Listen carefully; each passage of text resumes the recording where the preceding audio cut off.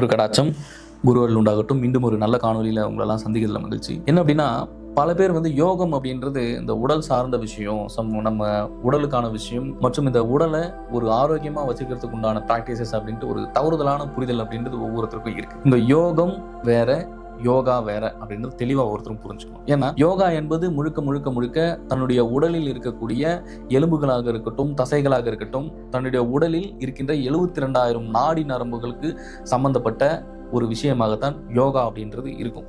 ஆனா யோகம் என்பது முற்றிலும் வேற விதமான ஒரு விஷயம். அது என்னன்னா, முழுக்க முழுக்க முழுக்க உடலையும் மனதையும் அப்பாற்பட்ட ஒரு சக்தி கிட்ட கொண்டு போறதா யோகம். இந்த யோகத்தை தான் ஒவ்வொரு சித்தர்களும், மகான்களும், ஞானியர்களும் பயிற்சி செய்து தன்னை மரணமில்லா பெருவாழ்வுக்கு கொண்டு போகக்கூடிய ஒரு உயர் ரக பயிற்சியாகத்தான் யோகம் அப்படின்றது இருக்கும். ஏன்னா நீங்க நினைச்சுக்கிறீங்க, நம்ம இறந்துட்டோம்னா எங்க போயிருவோம் அப்படின்ற ஒரு புரிதலும் ஒரு தெளிதலும் ஒவ்வொருத்தருக்கும் இல்லாம இருக்கு. ஏன்னா எப்போ ஒரு மனிதன் தனக்குள்ள இருக்கின்ற, அதாவது சுழிமுனை நாடி, நெற்றிக்கண் கூட்டு, இதுக்கு பல பெயர்கள் இருக்கு. பிரம்மரந்திரம், பிரம்மம், இப்படி நிறைய பெயர்கள் வச்சிருக்காங்க. இந்த உடலில் இடகலை, பிங்கலை, சுழிமுனை நாடிங்கிற இந்த 3 நாடி தான் ரொம்ப மாஸ்டர் பீஸான ஒரு நாடி. இந்த 3 நாடியில முதன்மையா ரொம்ப ஒரு சூட்சும நாடினா என்னன்னா, அதுதான் நடுநாடி அப்படின்னு. இந்த நடுநாடியை ஒவ்வொருவரும் தொடும்போது என்ன ஆகும்னா, இந்த உடலுக்கு அப்பாற்பட்ட ஒரு இடத்துக்கு போயிருவீங்க. அதுதான் ஒவ்வொருத்தரும் இந்த சுழிமுனை பிரம்மரந்தத்தை திறக்கக்கூடிய இடம் தான் அது. அந்த சுழிமுனை ஒவ்வொருத்தருக்கும் உங்களுக்கு திறந்துருச்சு அப்படின்னா, முழுமையாக ஒவ்வொருவருக்கும் மரணமில்லா பெருவாழ்வு அப்படின்றது சித்திச்சிரும். இந்த மரணம் அப்படின்றது கனவிலும் அந்த மரண அனுபவம் உங்களுக்கு ஏற்படாது. இதுதான் ஒரு மிக உயர்ந்த ஒரு தத்துவம். இதுதான் மிக உயர்ந்த ஒரு மனித பிறப்புக்கு உண்டான ஒரு மகத்துவமான ஒரு விஷயம். இதுதான் சிவபெருமானை சென்றடையக்கூடிய வழியாக இருக்கட்டும், சித்தர்களை நெருங்கக்கூடிய வழியாக இருக்கட்டும்,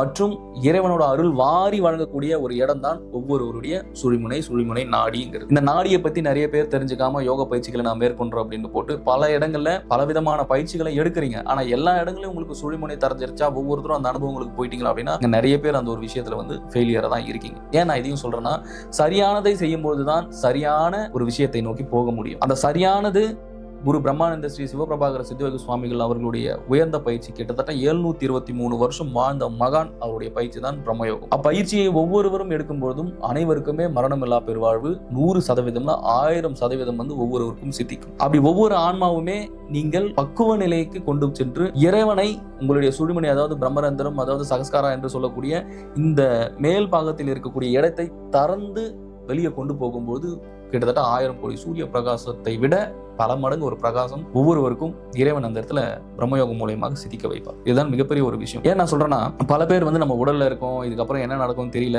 எப்படி இங்க வந்தனும் தெரியல, எப்படி நம்ம இங்கிருந்து போக போறோம்னு தெரியல, ஆனா சுத்தி இருக்கேன், கணவன் பக்கத்துல தான் இருக்காரு, மனைவியும் பக்கத்துல தான் இருக்கா, குழந்தைகளும் இருக்காங்க, ஆனா அம்மா அப்பா இருந்தாங்க, ஒரு சில பேருக்கு அம்மா அப்பா போயிட்டு இருப்பாங்க, ஒரு சில ஆன்மாக்கள் இருக்கும். ஏன் அதை சொல்றேன்னா, பிரபஞ்சத்தை பொறுத்த வரைக்கும் எல்லாமே ஒவ்வொன்றும் உங்களை விட்டு கழட்டிட்டு போயிட்டே தான் இருக்கும். நீங்க எதையுமே பிடிச்சி எல்லாம் வைக்க முடியாது. அப்படி பிடிச்சே வைக்க முடியாத ஒரு விஷயங்கள்ல உங்களுடைய கவனத்தை அதீதமாக நீங்கள் செலுத்தும் போது, அந்த விஷயங்கள் முன்னாடி நீங்க போனீங்கன்னா எங்கிருந்து நீங்க உங்களுடைய வாழ்க்கையை நீங்க உயர்த்திக்க முடியும்?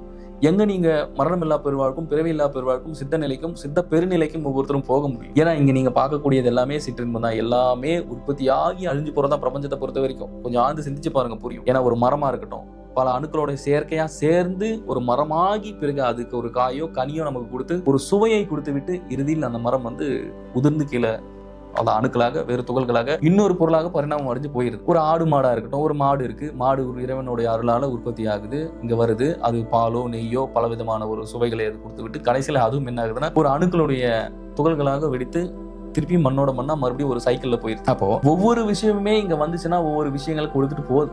அப்போ மனித பிறப்பா இருந்து அரிது மானிடர் பிறப்பு அரிது அப்படிங்கிறாங்க. அப்படி இந்த அரிதான ஒரு பிறப்பை எடுத்துட்டு இங்க குழந்தை பெற்றுக்கிட்டு குழந்தையோட தன்னுடைய லைஃபை நிறுத்திக்கிறது, கல்யாணம் பண்ணிட்டு கல்யாணத்தோட தன்னுடைய லைஃபை நிறுத்திக்கிறதா வாழ்க்கை. ஒரு நிமிஷம் சிந்திச்சு பாருங்க, எப்பேற்பட்ட ஒரு கர்மால எல்லாரும் சிக்கிருக்கீங்க அப்படின்ட்டு ஒரு ஆழ்ந்து சிந்திச்சு பாத்தீங்கன்னா புரிஞ்சிடும். ஏன்னா மனித பிறப்புன்றது ரொம்ப ஒரு உயர்ந்த பிறப்புங்க. இது ஒவ்வொருத்தரும் நீங்க தெளிவா நீங்க புரிஞ்சுக்கிறதுல தான் இருக்கு. ஏன்னா மாயையை அதீதமாக ஒவ்வொரு மனமும் விரும்பி மாயைக்குள் உங்களை கொண்டு போய்கிட்டே இருக்கும். ஒரு பொருள் மேல நீங்க ஆசைப்படுவீங்க, இல்ல அந்த பொருளை நீங்க வாங்கிடுவீங்க, அதை பயன்படுத்துவீங்க, ஒரு நாள் அது உங்க கையில இருந்து போயிடும். இதான ஒவ்வொருத்தருடைய லைஃப்ல நடந்துகிட்டு இருக்கு. அப்போ இந்த அழியக்கூடிய பொருள்கள் எல்லாமே தன்னுடைய கவனத்தை செலுத்திட்டு நீங்க இந்த சூழல்லே நீங்க சுத்தும் போது எங்கிருந்து நீங்க மரணமில்லா பெருவாழ்வுக்கு நீங்க போக முடியும்? அப்ப எத்தனை பிறப்புகள் நீங்க ஏற்கனவே எடுத்திருக்கீங்கன்னு நீங்க ரியலைஸ் பண்ணிருக்கீங்க. உங்களுக்கு தெரியுமா, இங்க எல்லாமே இறந்துச்சுன்னா அது அழிவெல்லாம் கிடையாது, அது ஆரம்பம் தான். அது அடுத்த பரிணாமத்திற்கும், அடுத்த ஒரு ஃப்ரீக்வன்சிக்கும், அடுத்த ஒரு எனர்ஜிலையும் அது ஊடுருவ போக போகுது. இதான் ரியாலிட்டி. இங்க எதையுமே உங்களால பிரபஞ்சத்துல நிரந்தரமா அழிக்கவே முடியாது. இங்க நிரந்தரமா பிரபஞ்சத்துல அழிக்கவே முடியாத இந்த பிரபஞ்சத்துல நீங்க எந்த ஒரு விஷயமா இருக்கட்டும் நிரந்தரமா அழிக்கவே முடியாது. ஏன் நான் சொல்றேன்னா, ஒவ்வொன்றுமே அடுத்தடுத்து வேற வேற வேற விதமா மாறிக்கிட்டு போயிட்டே இருக்கும். இதோ இப்ப நீங்க பாத்துட்டு இருக்கீங்க, இதோ இந்த சோஃபா இருக்கு. இந்த சோஃபாவை நான் பிச்சு போட்டேன்னா இல்ல வெட்டி தூக்கி போட்டா பல அணுக்களா மாறிடும். இது இல்லைன்னா ஒரு நெருப்புல போட்டு ஒரு மெல்ட் பண்ணனா இது ஒரு தனியா ஒரு பொருளா வந்துடும், ஒரு ரா மெட்டீரியலா வந்துடும். திருப்பி இதை கொண்டு போய் நான் இந்த கவரை வேற ஒரு பொருளா செஞ்சுக்க முடியும். ஆனா இதை நான் நிரந்தரமா அழிக்க முடியாது. இதுல கேமரா இருக்கு, அந்த கேமரா நம்ம உடைச்சோன்னா என்ன ஆகும், ஒரு பல பிளாஸ்டிக்ஸா வரும். அதை கொண்டு போய் நெருப்புல போட்டா என்ன ஆகும், உருக்கி அதை நான் வேற விதமா மாற்ற முடியும். ஆனா அதை நிரந்தரமா அழிக்க முடியாது. அப்படிதான் ஒவ்வொரு அழியக்கூடிய உடலிலும் அழியாத ஒரு விஷயம் இருக்கு. அந்த அழியாத ஒரு விஷயம் என்ன அப்படின்னா, அது எல்லாத்துலயுமே இருக்கு. அந்த ஒரு விஷயத்தின் பெயர் தான் ஆன்மா அப்படின்னு சொல்லப்படுறது. அப்போ ஆன்மாவை ஒவ்வொருவரும் அறிந்து ஆன்மாவை எப்படி கரை சேர்க்கக்கூடிய வழியை தெரிஞ்சுக்கணும். அதுக்கு முதன்மையா இருக்கக்கூடியது என்னன்னா சுழிமுனை நாடி. ஒவ்வொருவருடைய சுழிமுனை நாடியுமே நீங்கள் திறக்கும் பொழுது அதீதமான ஒரு சக்தி அப்படின்றது இந்த உடல்ல இருந்து வெளியே போகும். அந்த டிராவல் இருக்கு உங்ககிட்ட, ஆனா நீங்க யாரும் அதை அறிய முற்படல. இதான் விஷயம். அப்படி ஒவ்வொருவரும் தன்னுடைய பிரம்மரந்திரம் தன்னுடைய சுழிமுனையை திறக்கும் பொழுது எல்லாமே என்ன ஆகும்னா, கம்ப்ளீட்லி நீங்க பிரபஞ்சத்துக்கு கூட கனெக்ட் ஆயிருவேன். குருமார்களும் இறைவனும் எல்லா விஷயமே உங்களுக்கு புலப்பட ஆரம்பிச்சிடும். இதுதான் பிரம்மயோகம் சொல்லி கொடுத்துட்டு. ஏன்னா இந்த மனம் எப்பொழுது இந்த மாதிரியான மாயைகளை சிக்குதோ, எப்போ மனம் இந்த மாதிரியான மாயை விஷயங்களை மாடிக்கிட்டு அழிஞ்சுக்கிட்டு இருக்கும்போது ஒவ்வொருவருக்கும் அந்த மரணமில்லா பெருவாழும் பிறவில்லா பெருவாழும் சித்திப்பது என்பது சாதாரண விஷயம் இல்ல. ஏன்னா நீங்கள் அடையக்கூடிய இடம் சாதாரண இடம் அல்ல.